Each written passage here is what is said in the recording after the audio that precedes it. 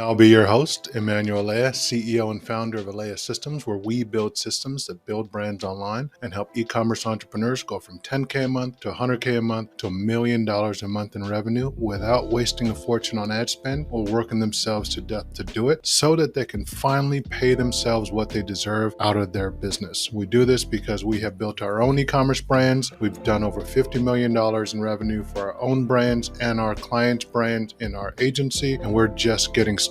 These systems that we teach, they work, they are effective, they're repeatable, they're scalable. They've worked for our businesses, they've worked for our clients' businesses, and they'll work for your businesses too. Welcome to Eleyae Systems Podcast, Journey to an 8-Figure E-commerce Business.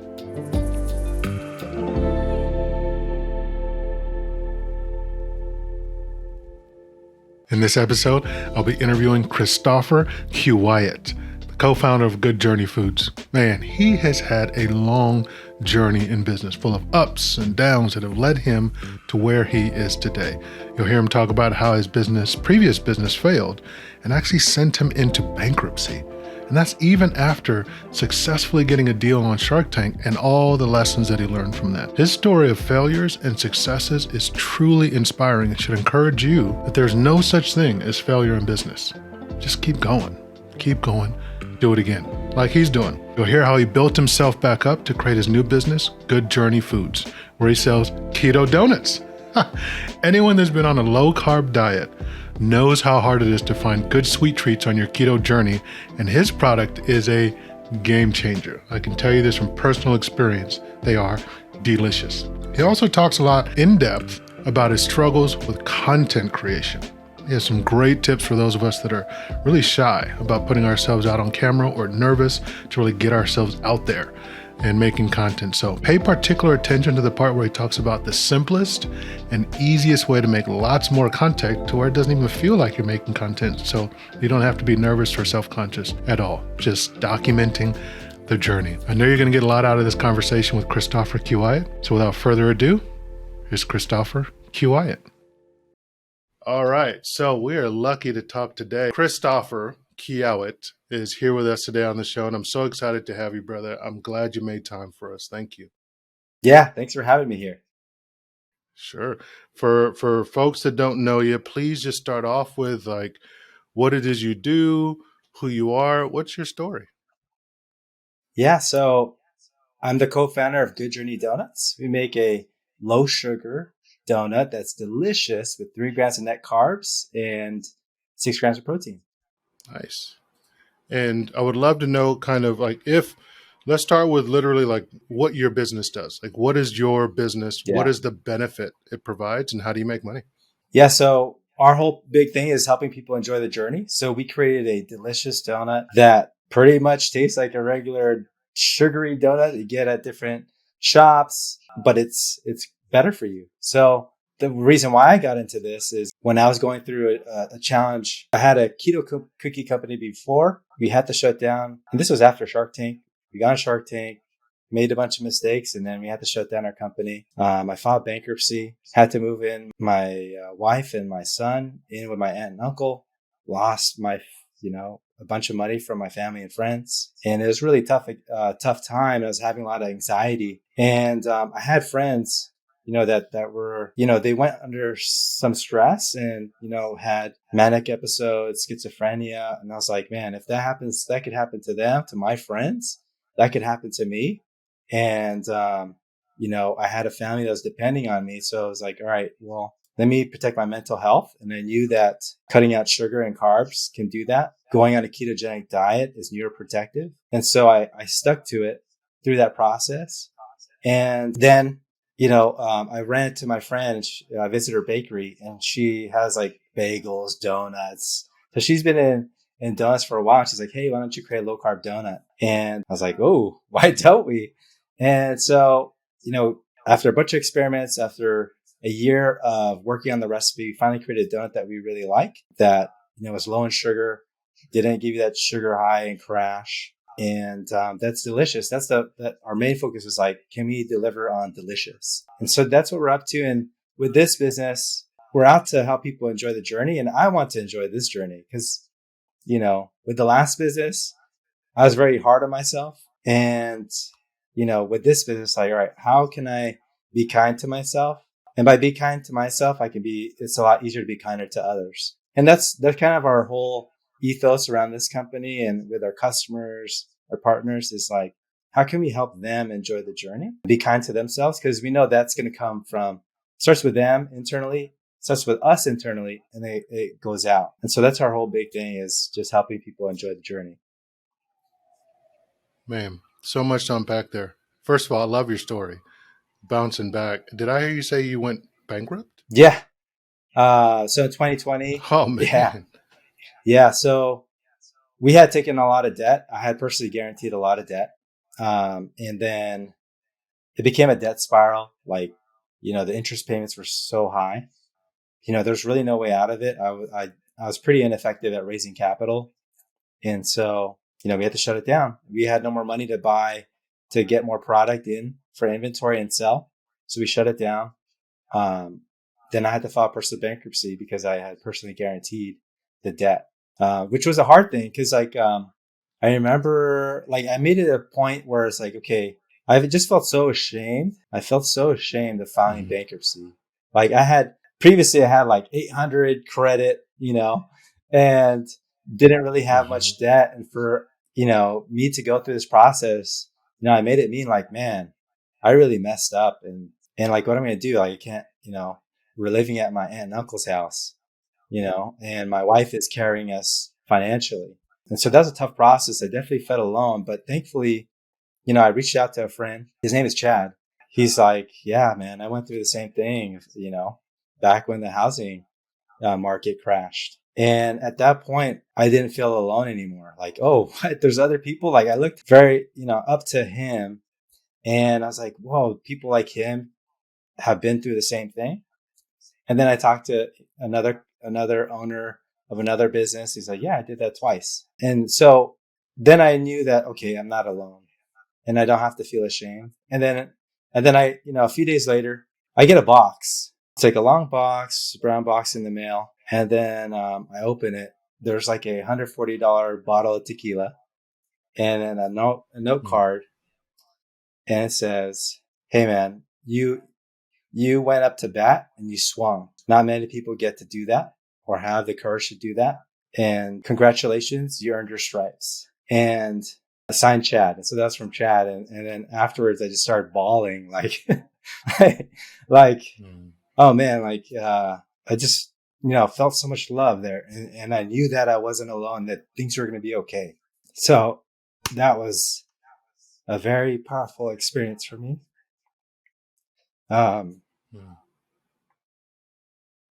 Didn't know I was going to get emotional. It's okay, brother. It's all right. But I'm so thankful, it's for people like Chad that stood for me and said things are going to be okay. And even if things are not okay, I'm here with you, And so for me, it's important for me to share my story because I know people are going through this.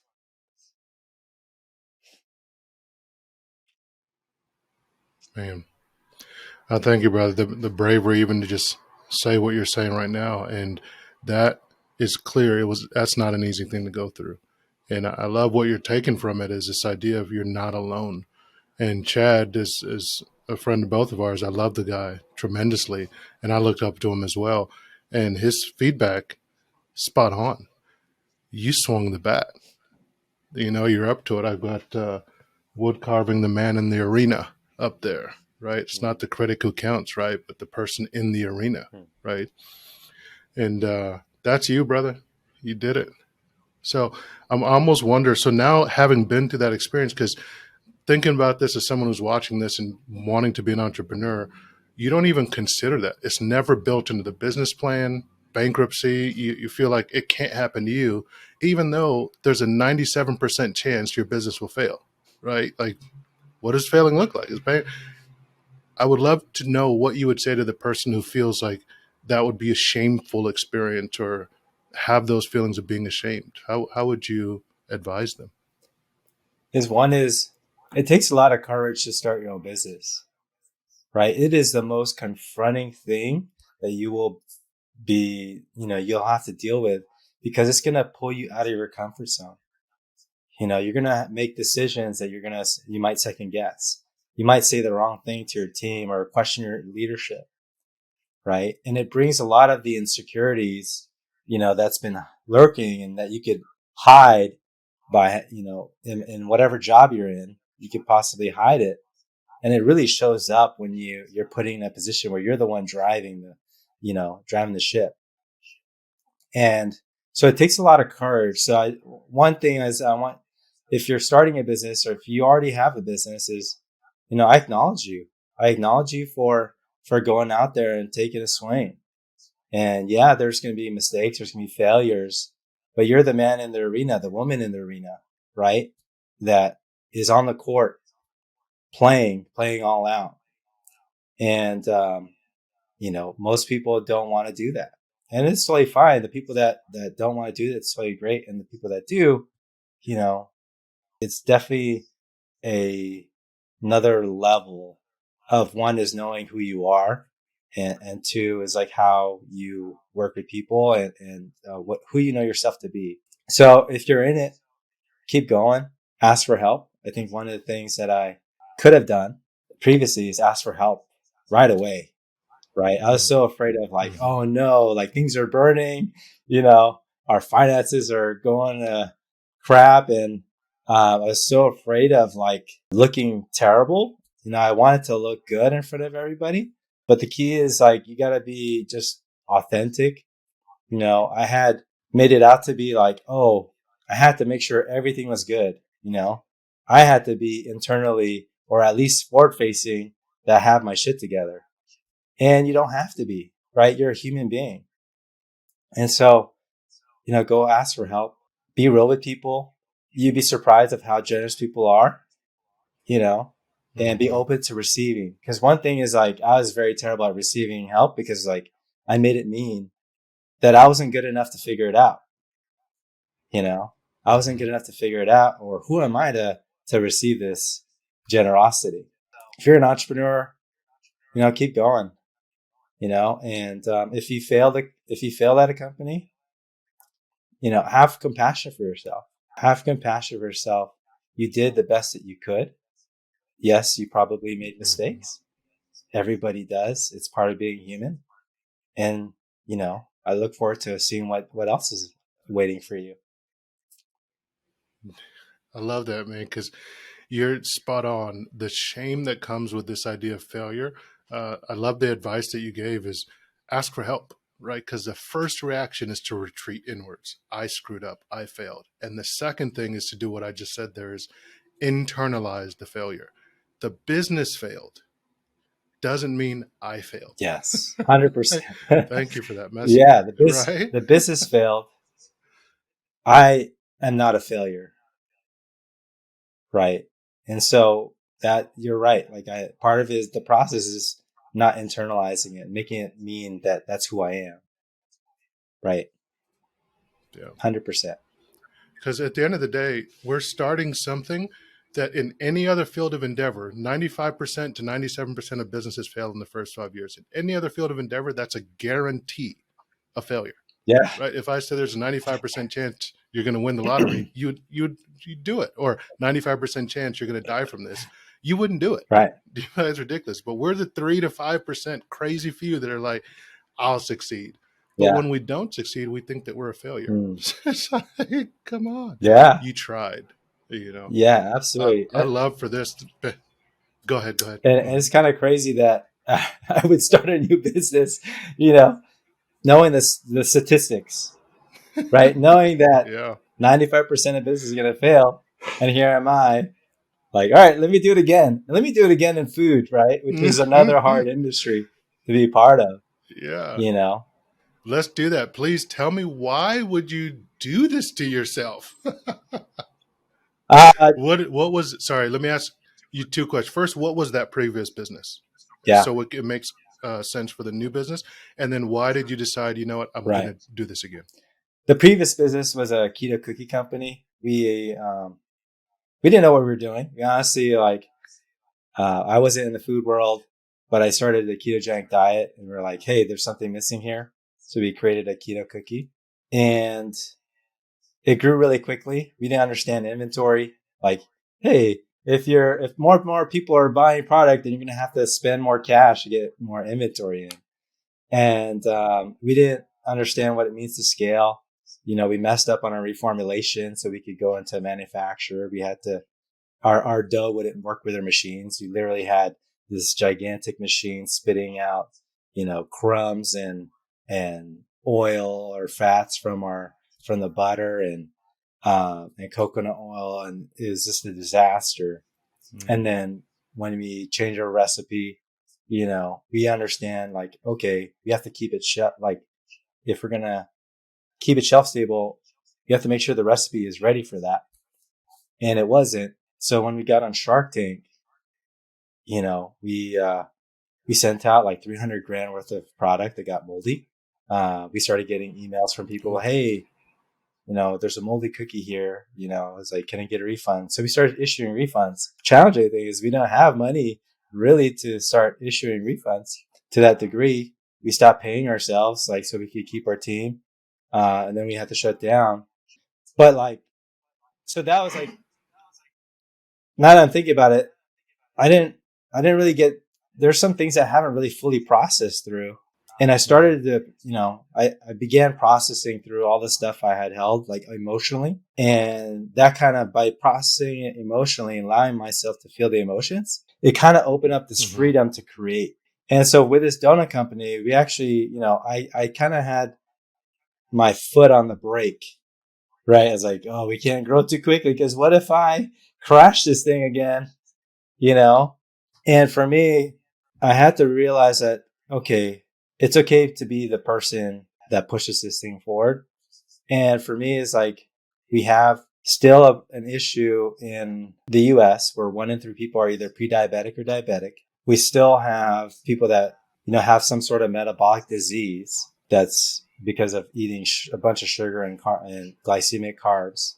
And we also have people that are having a hard time personally, that are trying to take care of their mental health, don't know what, or trying to figure out their way in life. And that's, for me, that's really important, is like, how do we be this brand that stands for these people and empowers them to be happy and healthy? And then, there's, it's a donut and it tastes amazing. And it's a product, but like, what I want for this company is for us to create this culture of like, hey, we want you to enjoy the journey and we want you to be happy and healthy. Whatever we could do to do that, whether it's the message, whether it's like, content like this, whether it's creating a community, different groups to support each other, like, that's what we're up for. And, the donut's just a vehicle, honestly. It's like our way to, like, all right, how do we create a sustainable platform to do this? How can I also enjoy this part of the journey? So it's, for me, it's a challenge to me. It's like, it's my training ground. So to remind myself to be grateful for everything in my life, and because it starts with me and then it goes out, So that's kind of why I went in it again. Nice. Yeah. Do you think that having gone through what you went through helps you in this new business Yeah, 100%. with the bankruptcy and the previous company? 100%. Like, if I can get through that, right, then it's like, this is going to be a piece of cake. I mean, it's going to be hard. This is definitely be hard, but I've gotten enough training and I've fallen on my face enough where, okay, I know how this feels. And like, I can remind myself of how to get back to center. And so the biggest piece was the mental aspect of the business, right? Is really making sure that I took care of myself mentally, and being grateful, acknowledging myself and acknowledging my team, acknowledging people that we work with, right? And just being very generous. So this is exciting because it's also expanding me as a human being, right? And that's the thing about business, is like, you get to know yourself as a different person along the journey, because you're constantly being confronted. You're constantly given opportunities to expand yourself. Yeah. And then also there's like, what are the mistakes that I made before comparing our brand, our company to other brands? I think that's a big pitfall. I know, it's important to know who your competition is and what they're doing, but it's also important that you don't make specific decisions out of like ego, right? Like, oh, they already raised like 20 million. We were comparing ourselves. Like, funny stories, like with Keto Cookie or Nui, couple of 100,000. And then we were comparing ourselves to another brand that had raised maybe like 12 or 20 million, right? And like, they're everywhere, right? And I was comparing ourselves, like, how come we can't do what they're doing? And it was causing me grief and it was causing my team grief, right? As opposed to like, the focus is how do we do what we're doing really well, right? How do we create a sustainable business and do what we're doing really well? And then, yes, we'll get inspiration from other people, but we don't have to make those decisions based off of FOMO, right? I think a lot of decisions that we made were out of FOMO, And so how do we really stick to our principles, our values, and really focus on our game? Because if we play our game, we're going to win. Like, as long as we stay in business, we're going to win, right? In this game of business, as opposed to like, how do we get to 10 million in sales, in 3 years?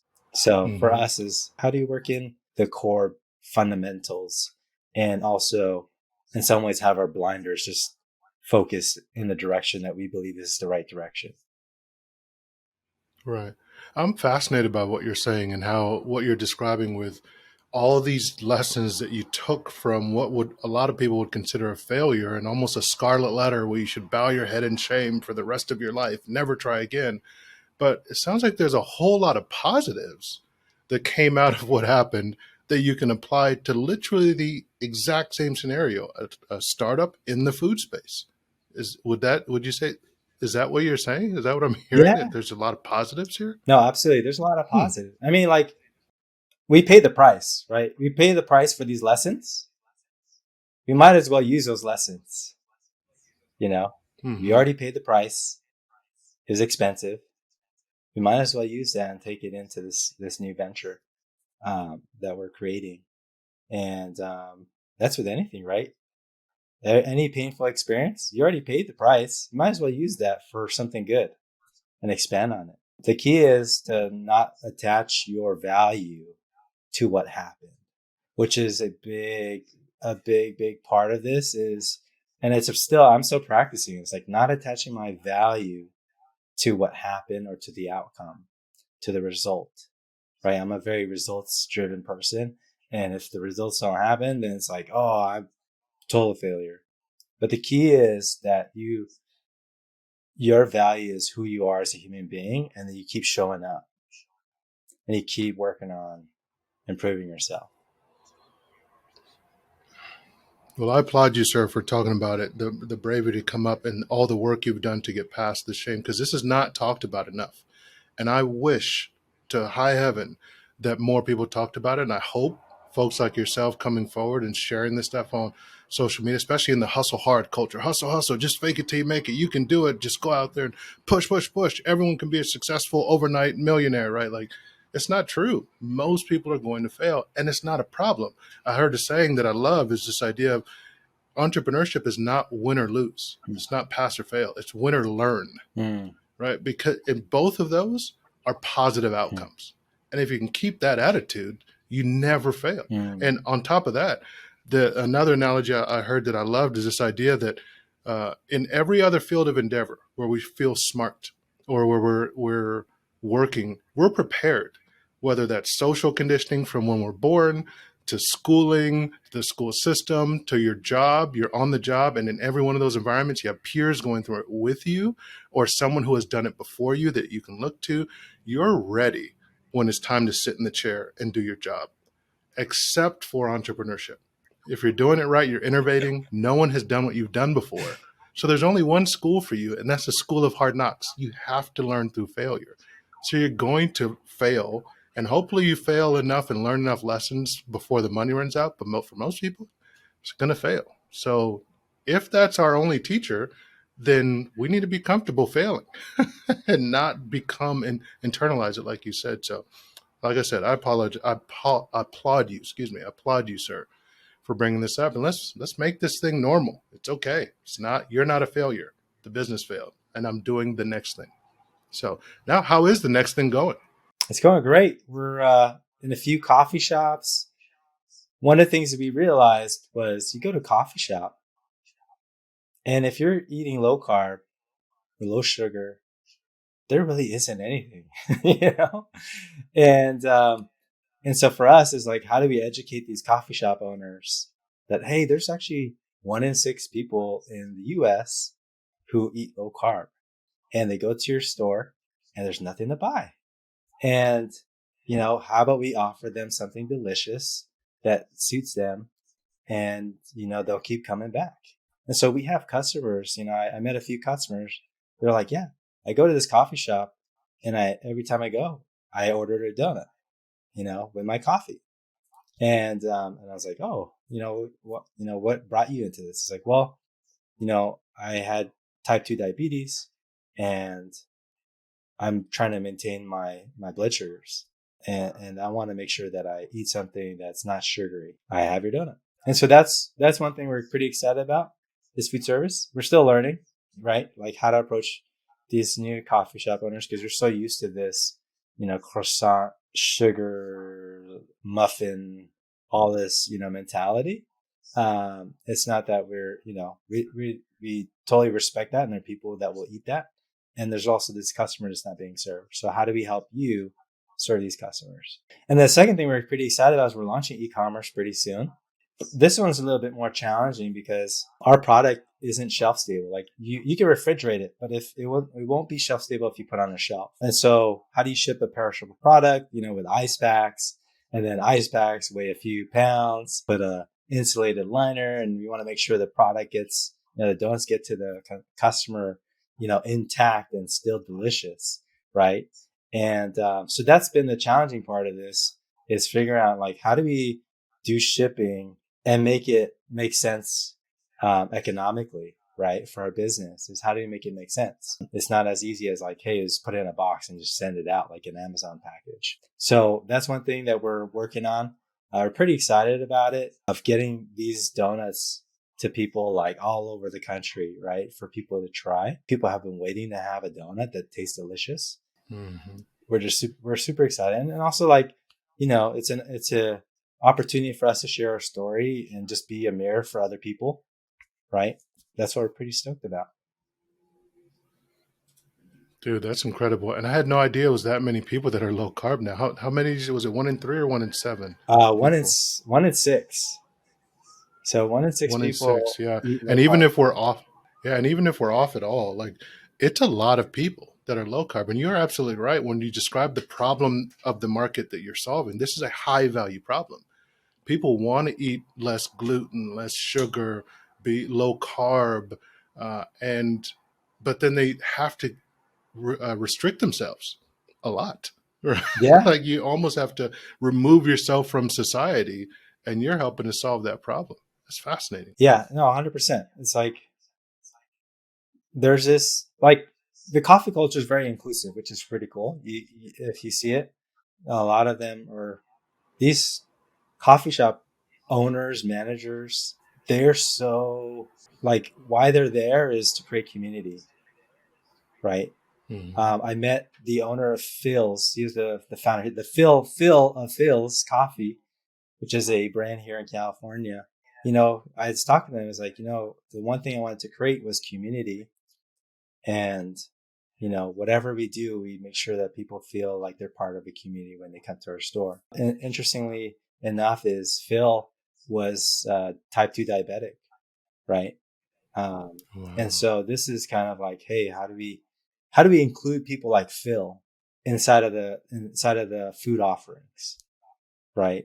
Like, we're creating community, and how do we be inclusive of people that are looking for a better for you alternative? And I think you're spot on because 1 in 6 people, that is a tremendous, like you can look at any coffee shop and there's going to be more than 6 people in line. One of them is probably low carb, right?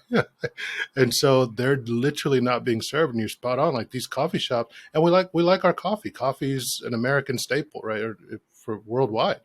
And you want that experience of being able to go to the coffee shop. Like I was recently just at one, and I just had to go off my diet for those 2 days I was there because I couldn't.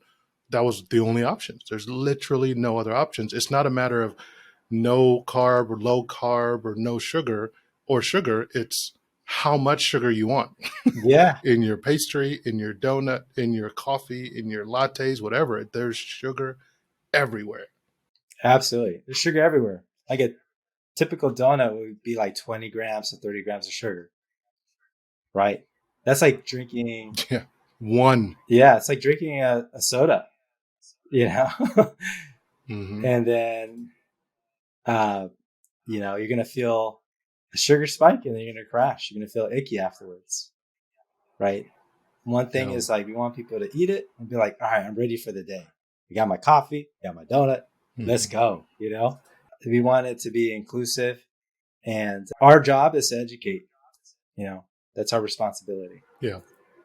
So then who is your perfect customer? Like, so go to market, right? Your job's to educate, you're building this business. You want to give a tasty option to folks who are low carb or no carb, keto or paleo or carnivore, all these types of ways of eating. How you can't sell to all people. That's one of the first lessons of business, right? So what is your strategy for finding, first of all, who's your perfect customer and how are you reaching them? I would say our so we have two customers, but if we're going to focus on one, I would say the fitness community, right? The people that are looking to perform at another level. I eat low carb. I go between low carb and keto mainly because I want to perform at a high level. So in a sense, I'm the customer, you know, and so then I try to cut out sugar, and also I want to enjoy life. I don't want to, just feel like I'm missing out. And so that'd be our customer, is someone who eats low carb for their performance, right? And then that's our main one. So they might be into fitness, they'll be into probably biohacking. But the second customer would be people that are on this healing journey, people who might have, and in no way are these FDA, or claims about health, but the people that are, that are trying to cut out sugar, are diabetics. So that's another customer. Is people that are on this healing journey and they're now committed to having a healthy life, which is awesome, right? For the people that used to weigh 300 pounds, right? Not that that's anything to be ashamed of, but I really got how committed they are to feeling great about themselves in terms of health, right? And also knowing that, like, hey, there's an impact here. If I have diabetes and if I'm obese, that it's up to me to make that change, and they've taken responsibility for it, and we want to support them on that journey. So those are the two main customers that we're focused on. But there's a wide variety of customers. Like, I ran into a father at one of the bakeries we partner with. He ordered a donut. I said, "Oh, so like, what made you order this donut?" Right? And he's like, "Well, my daughter is in the car right now, and she asked for a donut, and I don't want to give her anything sugary." He got her a donut. And then, so that's pretty exciting. And I have kids of my own, and I definitely do try to limit the sugar because, they start bouncing off the walls and get like hangry when their blood sugar is going up and down. Mm. And so I totally get that. So there's definitely all sorts of people that do low carb for a specific reason, but we'll be focusing on, one or two types of customers initially. But we see this as like, hey, this could be the next level above Dunkin' Donuts. This could be the next generation of donuts that, hey, you could enjoy it and feel great about it all around, right? And when you look at Dunkin', notice Dunkin' Donuts It used to be called Dunkin' Donuts. Now they call Dunkin', right? I think Mm-hmm. what they're quietly and slowly moving away from donuts. Like they used to have a bunch of donuts in their store. You go into their store right now, and there's maybe just a few shelves of donuts, and they just sell you coffee and beverages. Because I believe Dunkin' even knows that people are staying away from donuts because it's sugary, right? And so they're making their own adjustments and changing their brand so they could keep their sales up. And so even Dunkin' Donuts knows they're not great for you, and people are moving away from it. So that's definitely a tell right there. For us is like, how do we be that next generation of Dunkin', right? Almost like how Tesla was to cars is like gasoline cars are antiquated. And then let's make, and Tesla, it wasn't just an electric car. It was like an electric car, a car you just wanted to be in. And for us is like, with our donuts is like, I just want a donut, and this is the Mm-hmm. next wave of donuts. I'm pretty excited about it. We're creating the future of donuts.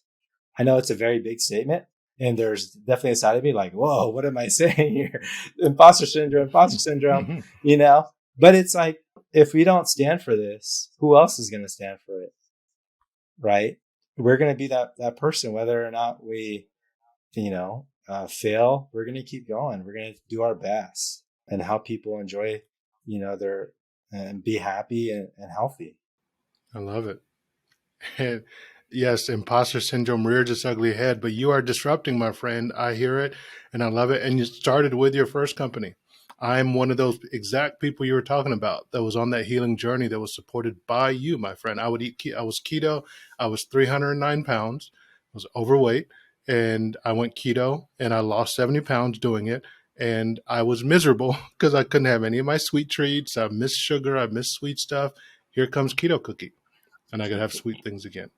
So, yeah, it helped. I think it was keto cookie, keto brownie, and there were a couple of nut butters that I'd have. I just needed something sweet. And now I love that you're back in the game doing something for donuts because I love donuts. And to your point, you were talking about how one donut will have 20 grams of sugar. And for people like myself, would never eat just one donut. I'd buy a whole dozen and eat them myself. Right. So imagine how much that is. And it wouldn't be the little small ones. It'd be the bear claws, the big ones. So you can only imagine how I was tearing my body apart. And so to hear you saying something like the future of donuts, my goodness, thank you. Right. Because the only reason I would keep eating is because I get that sugar would make me want more and more and more and more and more. It's almost like a addiction. Right.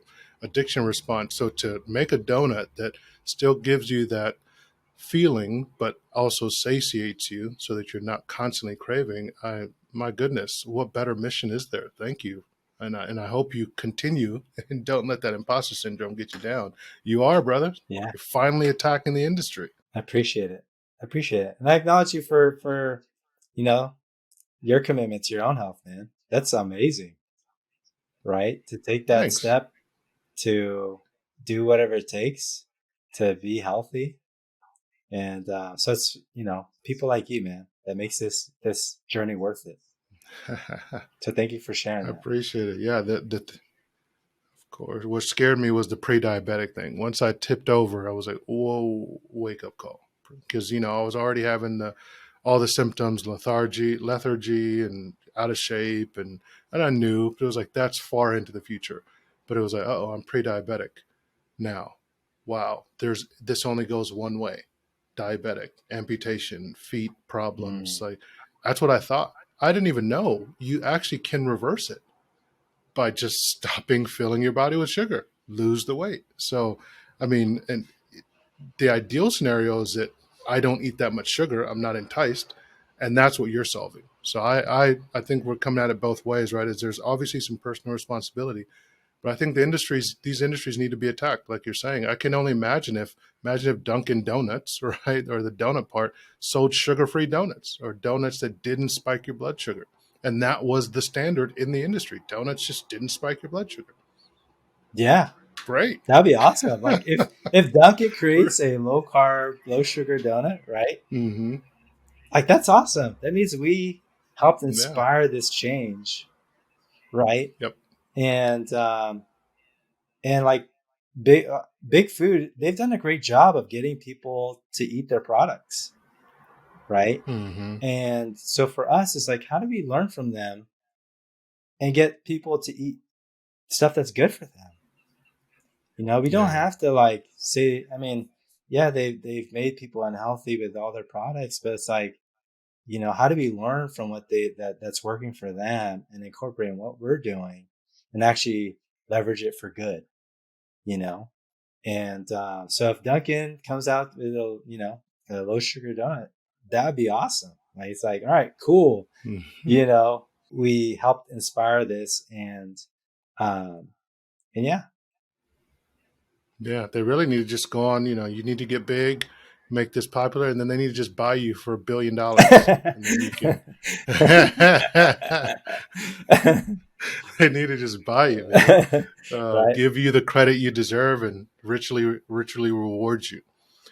So I'm curious. You mentioned three different people that you help. The person who's wants better health, maybe they don't have a problem. Then there's a person who probably has a problem. They're on a healing journey, and then the child bouncing off the walls. Do you mind giving me like what each of those people? What is the benefit they get from eating your donut versus Mm. a different donut, Yeah. So sugary donut? I mean, there's overlap, but let's say the performance person, right? That's someone that's high performing, that works out so they can perform at a high level, right? Is one is it's gonna help them not have that sugar crash, right? So like when they're going through their day, they're not feeling this lull, like, oh man, I'm just so disoriented, I just want to take a nap.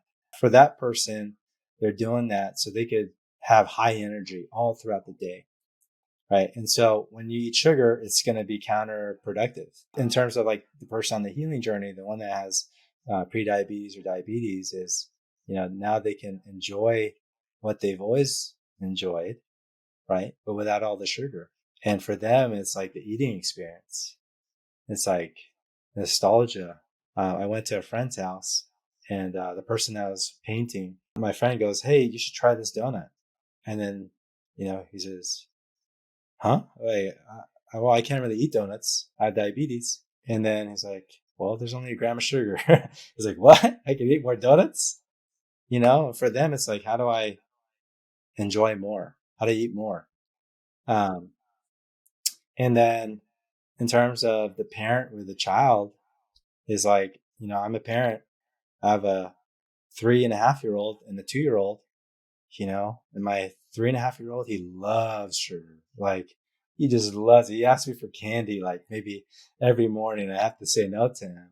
For me, because I know when he eats sugar, his emotions are just all over the place. I can empathize with that parent who just like, hey, I want my child to one is be satiated, but also like not have these crazy mood swings. And also know that like, we can make good choices eating. So it can be a teachable moment for parents. It's like, all right, let's grab this donut and it's low in sugar. We've taught our son, it's like, hey, this chocolate is sugar-free chocolate. And then, I said, oh, okay. I love sugar-free chocolate. And so teaching them healthier choices. So, and setting up for their health success forward. I mean, that's a hope. My son is, and my daughter are their individual person. I can't control how they're going to be, but at least I can help them, with lessons and be there for them and establish some values. And it's going to start with me too. If I'm eating terrible, they're going to see that and they're like, all right, well, Papa is eating this, so I want to eat this too. I love it. And let's talk about the elephant in the room, right? Because we talk about sugar-free, net carbs, 1 gram of carbs, and we're really going after big food in the donut industry here. But is sugar-free healthy? And are we just replacing, because you've heard of like the aspartame and all these sweeteners, right? How is your stuff sweetened to taste like what we remember of the taste of a donut, but yet I'm still okay to eat it? Yeah, that's a great question. So we sweeten our donuts with a blend of allulose. So allulose is a very cool sweetener. It naturally occurs in figs, and raisins. It has a tenth of the calories of sugar. It's very interesting because it's technically, molecularly, it's a sugar, but the way it's designed, your body doesn't digest it like sugar. So it tastes like sugar and it's easier to use when you're baking with it, but it doesn't have those effects. I know there's research on aspartame, and we don't use that. We also use stevia extract, so as part of our sweeteners, and from what I know, there hasn't been any negative research on that. And we also talk to like our friends in the community that are in the scientific community. We have friends there. We ask them about this stuff and like, hey, what's your feedback on this sweetener? What's your feedback on this fiber? Right. One thing that people don't know is that certain fibers actually break down if heat is applied to it. They'll break down into simple starches. Like when you think about a green banana, right? Like plantains. When you think of green plantains, you're like, oh, awesome. That's a lot of fiber. I can eat it. But once you like cook it, it becomes simple starch. It becomes a starch. I don't know if it's simple starch, but it becomes a starch that your body's going to process, and it's going to contribute to calories and your blood sugar. We're always open to feedback. We're reaching out to the people that we know and asking like, hey, like, how is this? We do our best. We do our best to make modifications based on the feedback. And yeah, so that's one thing that we're looking to do. And we're always learning. We're always learning. We're always looking for a better way to do things. Yeah.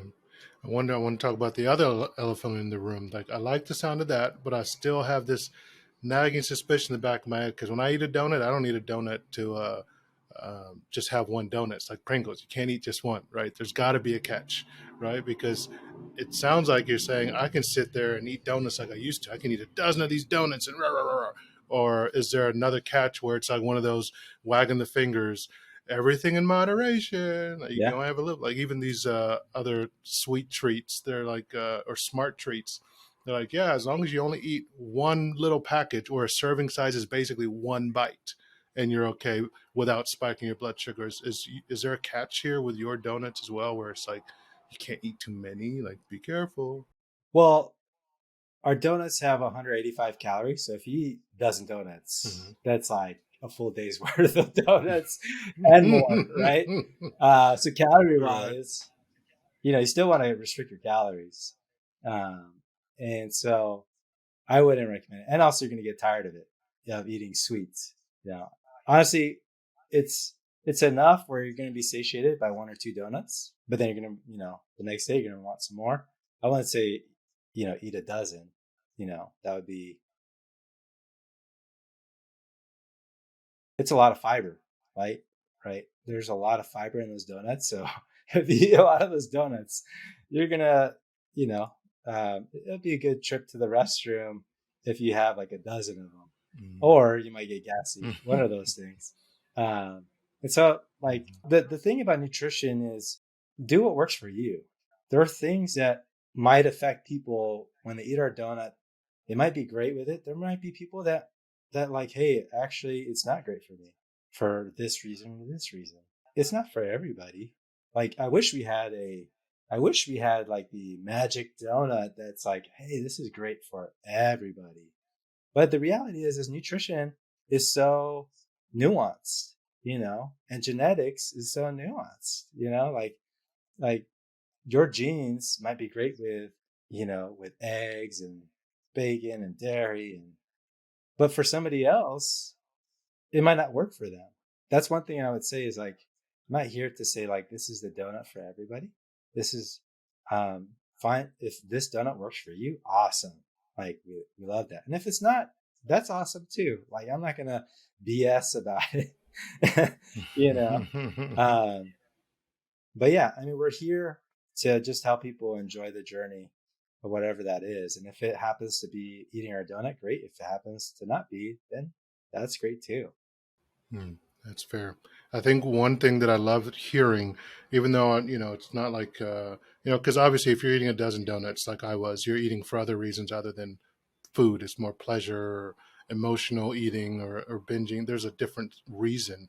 But what I loved hearing you saying is satiation, satiated, right? To me, that's a win. If a food product helped me feel satiated, that's better, because what normally happens is with the donuts, they're actually designed to trigger cravings, like sugar, all these sugary treats. They want you to keep eating. So you answered it for me in the sense that your donut is being designed with the idea of not trying to get me to eat as many as possible, or not trying to trigger those dopamine responses to where I eat more and more and want more, and I'm left with empty calories that make me want more. You're actually going to build it in a way that it's satiating, where I feel full, and then it can be treated like a treat, which is why I actually liked keto, because the more fat you eat, the less food you eat. It's counterintuitive, but you start to feel full faster. Right? And so that I actually liked, because my problem is binging. So the fact that you're talking that way, that's phenomenal. And so let me ask you this question. Is it a satiating food? Like, are there things in there that make you feel fuller rather than craving more of the Yeah. donut? Yeah. So it's high in fiber. And also there's a good amount of fat in there and protein, right? So there's 6 grams of protein. I mean, whenever this comes out, it might change, right? Because we're still improving our recipe. But, those things are satiating. And there's there's 1 gram of sugar, and that's from our almonds, right? And so it's a very low sugar, and it's not your body, your stomach's not responding to the sugar, like going like, give me more, right? You all know that feeling is once we have it, it's like we just want more of it. Um, and so they're very satiating. Some people on the first time, they're like, man, that was so good. I want a second one. I have a friend that ate two. And but yeah, we're not designing it to be an addictive product. We're designing it to be like a product that you would like you crave, but it's not like I'm gonna, you know, that like Yeah. it's just sounding the alarm in your head, like I gotta buy this bag of chips, and you're just like a zombie, like going to the store and buying this bag of chips, right? Um, so we want it to be part of people's like daily habit, but we don't want them to binge. That'd be just counter to what our values are. Love it. Yes, I definitely know that zombie feeling where you come back to consciousness and you're sitting in your car. You just came to the grocery line, and there's next to you on the seat are a bunch of empty wrappers of Pringles and Twinkies, and like, wait, I don't even remember leaving the house. I was a zombie. I just was craving so much that I blacked out and just ended up at the store and bought a bunch of stuff, and I just have been stuffing my face with candy and cookies and treats. So thank you for building something that doesn't trigger that. That is not your desire. But that being said, though, does it taste good? How do you convince someone, listening to this or going to your website, or because that's going to be your challenge, right? Is trust, for people that aren't in a coffee shop or don't have the ability to taste it first, you're going to be asking them to see an ad or a social media post or this interview and just take your word for it. Hey, this is delicious. Maybe it's not the exact same as a donut, or maybe it is, but how do you convince people this donut tastes good without them actually tasting it for themselves? Yeah, I mean, if it's coming from me, it's totally biased, you know, because I created it. Fair. And I mean, my co-founder, she's been in the donut space for a long time. Like I think it was like 30 years at least. And for her to approve of it was one step, and then the next step is getting into people's hands. And so like people reach out to us, like, "Whoa, this tastes amazing," you know, and I had a phone call yesterday with another keto brand. We're partnering with them so they could sell at their farmers markets. And, we dropped off some donuts for them. And they're like, man, these are amazing.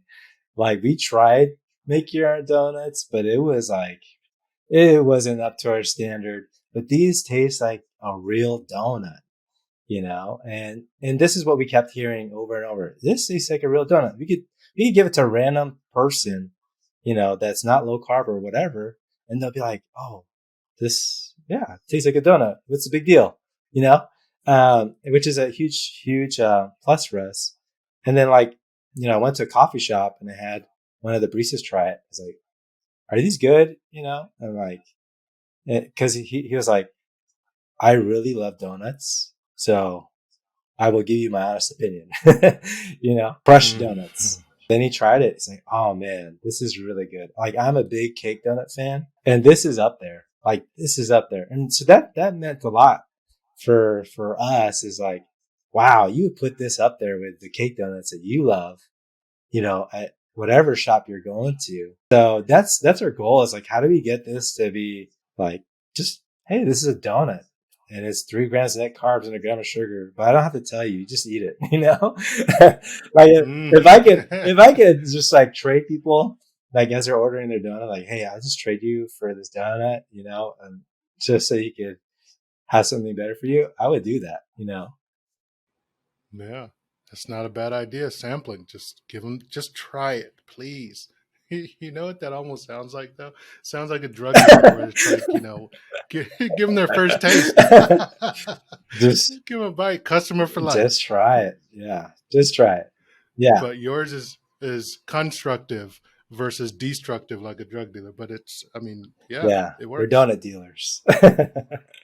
Yeah, donut dealers, not drug dealers. I love it. That's a quote for you right there. So I'm I'm really excited about this and happy for you, because I mean what you just described to me is an amazing innovation, just flat out on its face. It's an innovation, because what you're and the promise is bold, but I think you're delivering on it. Like, I asked you all the hard questions, right? Basically, you're describing a product that allows me to quench the sweet tooth, even though I'm low carb. It doesn't spike my blood sugar. It doesn't trigger cravings. It's actually satiating, so I don't trigger binges either. Has rave reviews by everyone that's tried them, and it tastes really, really good. That's the holy grail, man. I can't wait to Yeah. get these. I hope you go big. Yeah, man. And I love the sirens in the background. So these are Oh yeah, here they come. that's how good they are. Yeah, The sorry sirens are about coming that. off. Yeah, there's yeah, it's triggering people. People are running around causing crime just trying to get these donuts.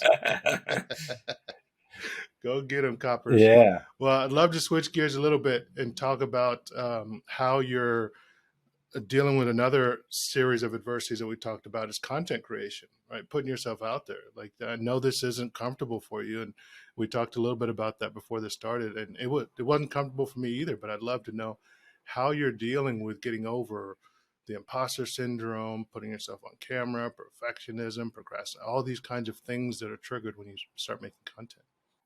Definitely, I've been hesitant on putting my face out there. I think, you know, it's just like, what are they going to think? Are they going to care or not care? It's been an ongoing conversation with myself.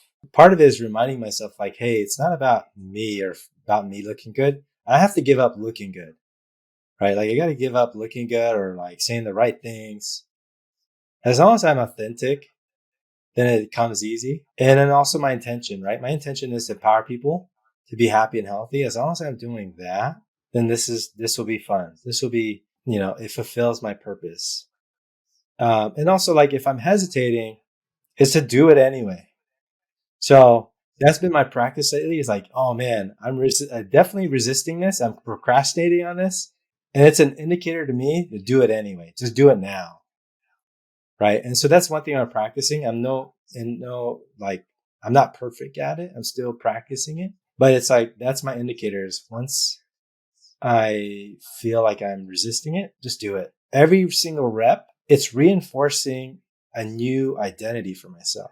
So as opposed to someone that's shying away from the camera, it's telling myself that, hey, I'm actually the person to be in front of the camera. I'm actually the person to create the content, right? Even when you don't feel like it. And that's why when I don't feel like it, I like, all right, I don't feel like it. Okay, let me do it anyway. Because it's the practice that really matters. And it's the practice and the habits that really shape who I am. Nice. And what type of content are you making? Well, one thing is practicing documenting. So documenting, you know, whatever's happening. Sometimes I'm like, is this even exciting to see? You know, I think that's a big, maybe that if there's anything is like, oh man, like, is this boring? Like, if I share about this, do people even does this add value to people's lives? So I'm practicing documenting and every single step of the process. That's one thing that we're going to be practicing more and more with Good Journey and my co-founder is like just document it, because it takes, if we document it, it doesn't take much thinking behind it. We're just like, hey, this is what we're doing. But part of it is just doing the reps, right? And as you do the reps, then it's just going to become no big deal. But before you do the reps, there's like this big story around it, which is there. And it's when you do the reps that you're like, okay, that story is actually not that big of a deal. Hmm. And for someone that may not be familiar with what documenting is, what do you mean by documenting? How would you define that as a type of content creation? Just sharing what we're up to. Like, hey, I'm making, Mm. I'm dipping these donuts, or we're working on R&D and icing, Mm. or I'm going to talk to another coffee shop, or this coffee shop said no to me, or talking with our packaging people. Because I think people are also curious about to see what it takes to start some food company, and what it, and also I would like to share more. Definitely, is just like share the human aspect of it, right? Like it doesn't have to be the glamorous parts of having a business that like, hey, I have doubts. There are times where I wake up in the morning like disoriented, and I'm like, oh man, I don't even feel like showing up today, you know? And that's part of the journey. The more people see that, they're like, okay, like that person is a human being and I'm a human being, so I can do the same thing too, right? That's one thing that, you know, we're practicing. And I say practicing because that's, it's never going to be perfect. And, Mm-hmm. but yeah. Yeah, and I love what you're saying there too, because we put such a lofty standard on ourselves and on our content. We want to be perfect out the gate, right? Which is never going to happen. And B is not what anyone is asking for. I loved how you said there a second ago, is this even interesting, right? Like interesting is too high of a standard, right? Because that is not for you to judge. What interesting is the whole idea of beauty is in the eye of the beholder, which is actually pretty liberating as a content creator. That's what got me out of my shell. I still get nervous, even talking to you here and doing all this content. And what's it going to be like? How are people going to receive it? But what helped push me out was just like, well, as long as I am passionate about what I'm doing and I'm okay with what I'm saying, it's going to be fine. I'm going to be able to make it. And that's all I need to do, because what's interesting is going to be different for everyone. And one of my mentors told me is literally think of it the opposite way. Don't think of it as, I want this to be interesting to everyone, because that's really what we're saying. I want this to be interesting to everyone. That's not, and then they will watch it. That's not the goal. That's not even possible. What it is you want to polarize and find the people that are interested in being yourself. And if you try to be all things to all people, you're going to be nothing to no one. And it's just going to be this very bland kind of content. But if you try to just be yourself, you're rewarded by people who find you interesting. And that to me has been the most powerful, like liberating, exciting part of content creation, you know, Yeah. because the people who follow my stuff, it's fascinating. They are actually a pretty specific type of person. Hmm. They love the meaty, and I'm just like, you're my people. I found my people. And that came from putting out content. I had no idea you guys existed. Other weirdos and nerdy, kooky people like myself. You're out there. Oh, I found you. And it came from making Hmm. content. I love that. I love that. It's like the right people will be attracted to you, right? And Yeah. they will find you. And you don't have to please Mm-hmm. everybody. And who you are, if you're authentic, it's like those people will gravitate to you. Love that. Yeah, it's such a counterintuitive thing, right? Because you're sitting here thinking that, the reward for the reward is you put out good content and then you get a bunch of views. No, that's not the reward. And then, other things come, sponsorship deals and influencers and sales and all that. No, that's not the reward. You find your people. That's what's most exciting, especially for an introvert like me. Like you can't find a lot of other introvert other people, and even if there are out there, you're not going to have the energy to go out and socialize enough to meet them all. Right. But yet here I can sit in my studio or behind this camera, make content on my terms when I have the energy, push it out there, and I get to meet all these other people that I would really want to interact with. And I didn't have to socialize. I didn't have to do all the networking, all that stuff. Yeah, that's the biggest reward, in my opinion, Yeah. being a content creator. Yeah. I mean, you get to be authentically who you are and not have to please anybody or feel like you have to prove yourself. Mm-hmm. Right. And we Yeah. don't have to, we're not politicians, we don't have to be, we don't have to play the politics around how we're going Mm-hmm. to say things. Like, we're just going to say it the way that we see it, and then whoever is Yeah. vibing with it is going to vibe with it. Which is also why the whole reason I brought that up is because what you were saying about documenting, right? That's why content like that could be so powerful, because you're not necessarily going to build a big audience, but you're going to build the right audience. Hmm. Because if people are willing to sit and watch you build your company, warts and all, and see the behind the scenes and you making food and crumbs flying everywhere, the way you describe the fats and the oils and, the process of making it, if somebody is interested in that, they're going to be a customer at some point. That's going to come. And more importantly, they'll probably be a friend, a supporter, a raving fan. They'll tell other people about it. They'll be the perfect customer, the right customer, a raving fan versus just a fly by night. Oh, that's cool. Swipe, move on to the next one. Mm-hmm. So I applaud that for sure. Building, lowering the barrier to creation, just the easiest while you're working stuff in passing, push it out there and find who likes it. That'll be the right person you want in your audience. Yeah. Good stuff, man. So then if someone wanted to find your content, where would they go to find it and see your journey that you're documenting? Yeah. So you can find us on Good Journey on Instagram or My Good Journey on Mm-hmm. TikTok. But if anything, I would love for you to join our Good Journey private community. It's like where we're going to really share about ourselves, get people's feedback. If you want this to be a community that helps, build this brand out, search Good Journey on Facebook, look for a group, join our group. We'll welcome you, and we're excited to have you as part of this journey. That's excellent, my friend. There was one story I wanted to talk about as we start to wrap up here. Is you mentioned manic? Some of your friends have gotten manic, and that keto helps with because of neuroplasticity. I think you called it, or it's neuroprotective. Can you talk about that story? So there's a lot more research that's coming to the forefront in terms of a ketogenic diet helping with mental disorders. What some of these scientists are saying is a lot of these mental disorders are actually a different way of expressing a mental disorder, and they all function a certain way in terms of the mitochondria in the cell is not functioning properly. It goes back to, and the mitochondria is a powerhouse of your cell. It creates all the energy in your cell. And if it's not functioning properly, then your cells not functioning properly, your organs are not functioning properly. And so in terms of the brain, this helps, help the mitochondria function properly as a ketogenic diet. And in no way is this to replace any medication, and this is not any health advice. This is just, what the research is starting to show. And I'm not an expert in no way. I would go look for it, but that's kind of what we're seeing. There's going to be a new keto wave. I believe there's going to be a new wave of keto. It's not going to be specifically for losing weight or diabetes. It's going to be actually for mental health, because there is a growing mental health concern, in the US. This is a way to actually preserve it.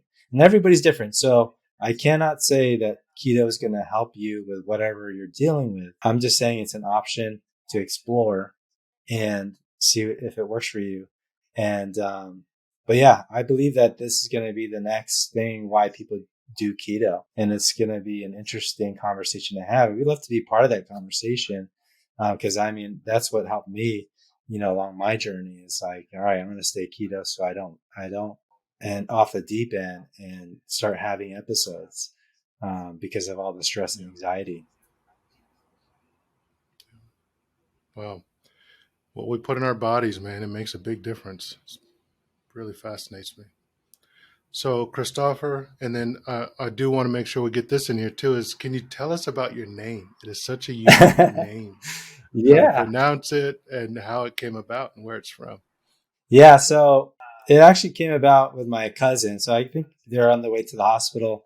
My cousin, my mom's on the way to the hospital, and my cousin says, "Hey, why don't you name him Christopher?" And my family is like, a big Catholic family. They're big on Christ. And then they want to change the spelling. They're like, oh, actually, we like this singer / actor named Chris Christopherson.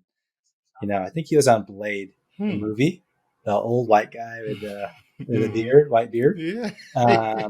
And so they like that spelling. So they're like, all right, let's name him Kristoffer with a K and 2 Fs. So that's how I got my name. Yeah, it was always a fun experience explaining how to pronounce it. Thankfully, there's a movie called Frozen where the main character, his name is Kristoff, but then now people call me Kristoff. I'm like, actually, it's Kristoffer. And then your last name, how do you pronounce that? And what's the story there? It's Quiaoit. So it's a very like an indigenous Filipino name. Like a lot of Filipino names have some Spanish origin, but this one actually is indigenous to the country. It's in the northern part of the Philippines, and it actually came from a sound of birds. They would say Quiaoit, like there's like a bird that says it like that, and that's kind of how they came up with Quiaoit. Oh, that's beautiful. Quiaoit. Kristoffer Quiaoit. Did I get it? Yep. Kristoffer Quiaoit. Yes! Got it. Got it. Thanks, man. Yeah, well, we'll be practicing that because I feel like there's a lot of people going to be putting your name in their mouths and saying your name because you're going to get big, my friend. I'm calling it now. All right, you're doing big things, brother, and I appreciate you. I appreciate it. All right. All right. Any last words or thoughts? Follow me. You can find me on LinkedIn. Just look up Kristoffer Quiaoit and connect with me. I'd love to, if you're going through a tough time, just reach out. I'd love to be someone just to listen, and let you know that things are going to be okay. And then give our donuts a try. We're going to be online soon. Give our donuts a try. I'll definitely be doing that. As soon as I can, I'm running to get some. Thank you, Kristoffer Quiaoit. We appreciate it. And have a wonderful day. Thank you. You too. All right. That's it for another episode of the Eleyae Systems Journey to an 8-Figure E-Commerce Business podcast. If you enjoyed listening to this episode, please leave us a review. It costs you nothing and gives me and the folks who worked hard to produce this episode great feedback on how this content helped you. And that's why we do this, to make sure that you get to that 8-figure business even faster than we did. So tell us how we're doing. And please, please, please leave us a review. And if you know of another e-commerce entrepreneur who could benefit from hearing this content, please share it with them. They'll thank you for it. I'm your host, Emmanuel Eleyae, and we'll see you in the next episode.